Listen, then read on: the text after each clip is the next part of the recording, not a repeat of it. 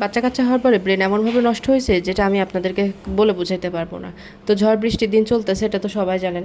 যেদিন একটু ফাঁকা পাই সেদিনই আমরা টুকটুক করে বের হয়ে যাই। আর না যে বের হওয়ার পর দেখেন রিক্সায় উঠছি, রিক্সা ওঠার পর দেখলাম যে আমার ছেলে পটি করে দিয়েছে, সে রিক্সা থেকে নেমে আবার বাসায় চলে আসছি।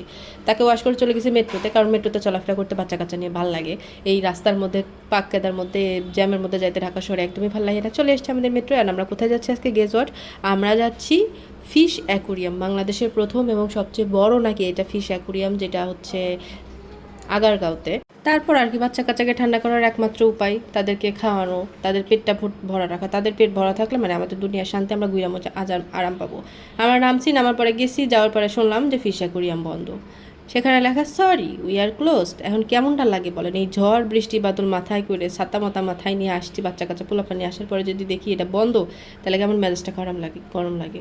মানে আমরা যে ব্রেন নষ্ট হয়েছে কেন বলছিলাম, আমার ব্রেন নষ্ট হয়েছে হচ্ছে যাওয়ার আগে আমরা যে ওয়েবসাইটটা একবার দেখবো যেটা আসলে কবে খোলা থাকে কবে বন্ধ থাকে, এই জিনিসটা আমাদের ব্রেনের মধ্যে আসেই নাই। মানে পোলাপান্ডিরে রেডি করায়, খাবার দাবার সব কিছু ব্যাগপত্র রেডি করা, বের হইতে এত হ্যাসেল হয়, এত প্যারা হয়, এই জিনিসটা দেখার আর সুযোগ হয় না। তারপর আর কি একটা ছাতার মতো জায়গা ছিল, সেখানে বসলাম। বসার পর মনে হলো যে না, আসছি যেহেতু বাচ্চাদের নিয়ে একটু ঘোরাঘুরি করি, আমাদেরও ভালো লাগবে।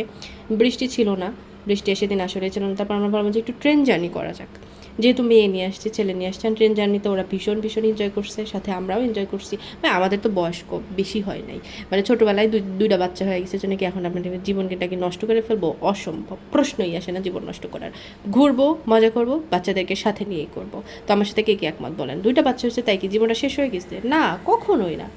ঘুরবো, মজা করবো, খাবো দাবো, সব কিছু করবো, ওদেরকে সাথে নিয়েই করবো। ওদেরকে ছাড়া কোনো জায়গায় যাব না, আবার ওদেরকে ছাড়া কোনো আনন্দও করবো না। ওদের সাথে এখন জীবনটা এনজয় করে নিতে শিখছি।